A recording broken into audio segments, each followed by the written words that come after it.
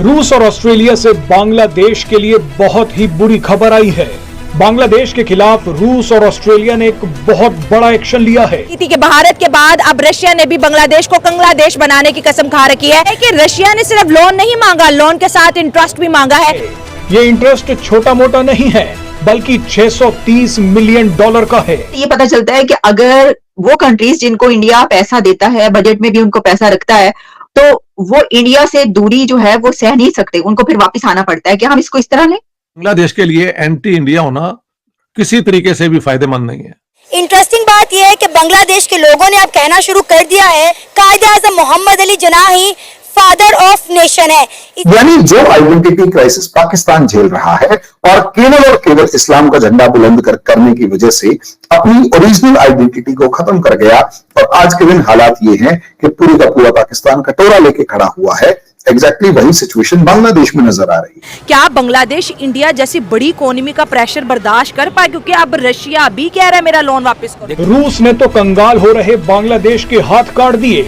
बांग्लादेश में भी वही हो रहा है जो पाकिस्तान में पहले हो चुका है कि पाकिस्तान की तरह भी अब बांग्लादेश IMF के पास जाता नजर आ रहा है। क्या बांग्लादेश दोबारा ट्रैक पे चढ़ पाएगा? जिस तरीके से उन्होंने इंडिया के साथ अपने रिलेशंस को बेहतर नहीं रखा, क्या ऐसा पॉसिबल है कि वो दोबारा से ट्रैक पे आए और उनकी इकोनॉमी बेहतरी की तरफ जाए?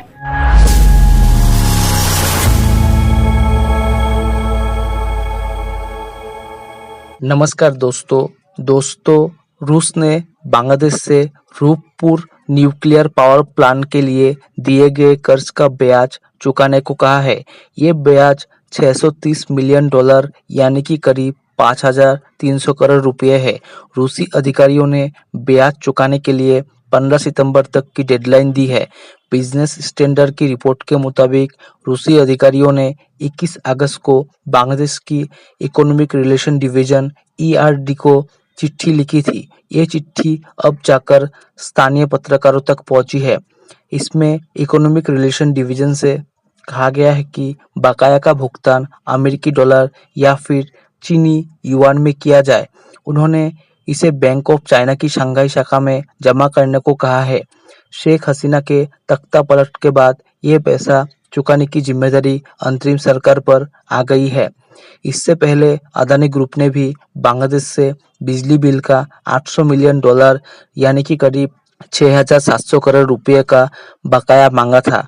रिपोर्ट के मुताबिक रूस ने न्यूक्लियर पावर प्लांट के लिए बांग्लादेश को $12.65 बिलियन यानी कि 1.06 लाख करोड़ रुपए कर्ज दिया था। वो इस पर 4% के हिसाब से ब्याज ले रहा है।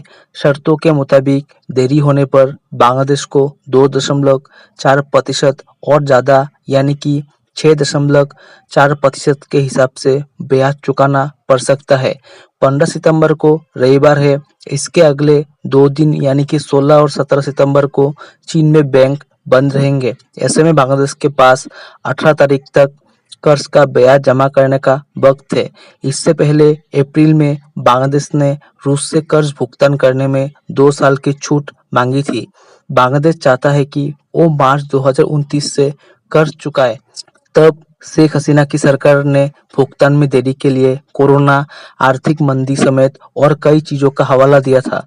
बांग्लादेश ने यह भी प्रस्ताव दिया था कि रूस कर्ज लेने के बजाय देश के नए प्रोजेक्ट या फिर शेयर मार्केट में निवेश कर सकता है। इसके अलावा बांग्लादेश ने रूस को बांग्लादेश से सामान खरीदने का भी प्रस्ताव दिया था। हालांकि नई चिट्ठी में रूस ने साफ कर दिया है कि उसे कोई प्रस्ताव मंजूर नहीं है। बांग्लादेश को मार्च 2027 से ही कर्ज का मूल चुकाना होगा। चलिए दोस्तों, इसी पर आगे पाकिस्तानी मीडिया के रिएक्शन देखते हैं। इससे ये पता चलता है कि अगर वो कंट्रीज जिनको इंडिया पैसा देता है, बजट में भी उनको पैसा रखता है, तो वो इंडिया से दूरी जो है वो सह नहीं सकते, उनको फिर वापस आना पड़ता है कि हम इसको इस तरह लें।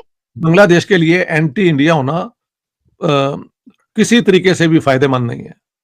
बांग्लादेश के साथ इकोनॉमिक रिलेशंस भी इंडिया के बहुत डेवलप्ड हैं।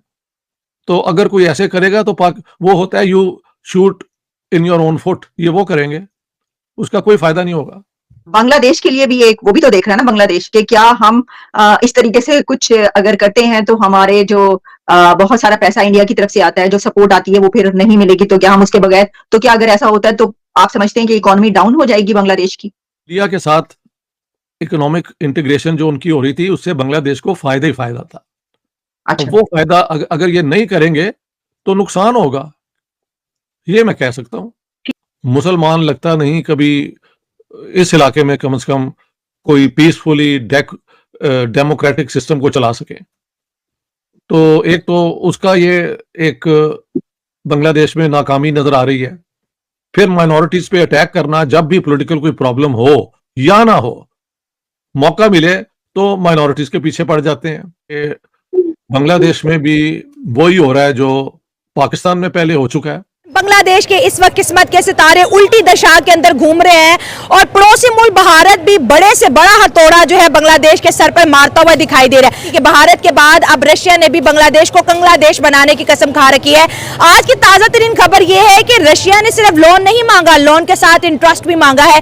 पहला इनका इंटरेस्ट बनता है 5,300 करोड़, जो कि अगले महीने में 6,700 करोड़ तक जा पहुंचेगा। बांग्लादेश के खजाने तेजी से खाली हो रहे हैं क्योंकि हम अक्सर प्राउड फील करते हैं कि अगर हमने जियोपॉलिटिक्स में किसी की दोस्ती देखती है वो इंडिया और रशिया की देखी है। इंडिया से मुंह मोड़ने के बाद रशिया का भी अब बांग्लादेश को करना पड़ेगा सामना। कुछ भी है, लेकिन उन्होंने यूनिटी दिखाई है, सही हो गया, सब एक हुए हैं, ये कौम होती है। वो तो हो गए, लेकिन अब इंडिया भी तो हाथ हटा रहे ना। बांग्लादेश को बनाने वाला इंडिया, बांग्लादेश को चलाने वाला इंडिया, उनको फ्री वीजे दे रहा है, उनको अच्छी फैसिलिटी दे रहा है, हर चीज, क्योंकि मोदी साहब और शेख हसीना की बड़ी दोस्ती थी। अब इंडिया कह रहे कि आपने एंटी इंडिया के नारे लगाए, अब आपके ऊपर वो जो दया था वो खत्म होगी। क्या बांग्लादेश इंडिया जैसी बड़ी इकोनॉमी का प्रेशर बर्दाश्त कर पाए? क्योंकि अब रशिया भी कह रहा है मेरा लोन वापस करो। देखें, डेफिनेटली बात तो यही है कि प्रेशर तो बर्दाश्त करना पड़ेगा। हाँ। और उनकी इकोनॉमी नीचे भी आएगी, आ रही है, क्योंकि आपकी बात वो बिल्कुल ठीक है कि इंडिया ने ही बनाया। हाँ। लेकिन उनकी दोस्ती थी हसीना वाजे के साथ। जब हसीना वाजिद उतरी है तो प्रेशर तो आएगा। हाँ, लेकिन अब देखना है कि आगे क्या होना है। हाँ। और अगर वो यूनिटी रखेंगे, एक कौम बनेंगे, बाकी वो भी मुसलमान है, अल्लाह पर ईमान है, बन जाएगा कुछ ना। इंडिया और रशिया की दोस्ती के बारे में क्या कहेंगे कि एक दोस्त के खिलाफ नारा लगा, दूसरा, हालांकि रशिया तो बहुत अमीर मुल्क है, लेकिन वो बांग्लादेश को कह रहा है मेरा $630 मिलियन अर्जेंट बेसिस पे वापस ये तो मुश्किल होगा वापस करना। लेकिन वो बात ये है कि अगर रूस और इंडिया दोस्त हैं, हाँ। तो जहरी बात है दोस्त ने दोस्त के पीछे तो आना है। हाँ, ठीक है। लेकिन मुश्किलात बढ़ेंगी वो बांग्लादेश के लिए। बांग्लादेश आपको क्या लगता है कि अब तरक्की करेगा इंडिया से बिगाड़ने के बाद के? क्योंकि अभी तो सारा कुछ ही वहाँ पे बंद होना शुरू हो गया। तरक्की तो नहीं बेसिकली करेगा। अब जिस तरह इंडिया इतना ज्यादा आगे स्पीड में जा रहा है, एप्पल की कंपनी वहाँ पे है, हमारे CEO जो गूगल के हैं वो इंडियंस हैं, उनके प्राइम मिनिस्टर कनाडा, ये मतलब मुख्तलिफ जितने बड़े हमारे हैं ओहदे, उनके ऊपर इंडियन ही है। ठीक है, वो अब जाहिर बात है, अब उन किसी के साथ पंगा लिया तो वो तो आपको पता है अब वो तो तंग करेगा। अब जाहिर बात है वो भी हर चीज फैसिलिटीज उनकी बंद करेगा, तो वो नुकसान में ही जाएंगे बांग्लादेश ऑब्वियसली। लेकिन वो उनके पास और भी तो अपॉर्चुनिटीज हैं, वो किसी और से भी हेल्प कर सकते हैं। हाँ, तो कह तो रहे हैं पाकिस्तान तो खुद अभी दूसरों से हेल्प मांग रहा है कि भाई मेरी मदद कर दो। लेकिन बांग्लादेश ने देखिए दोस्ती का हाथ बढ़ा दिया है।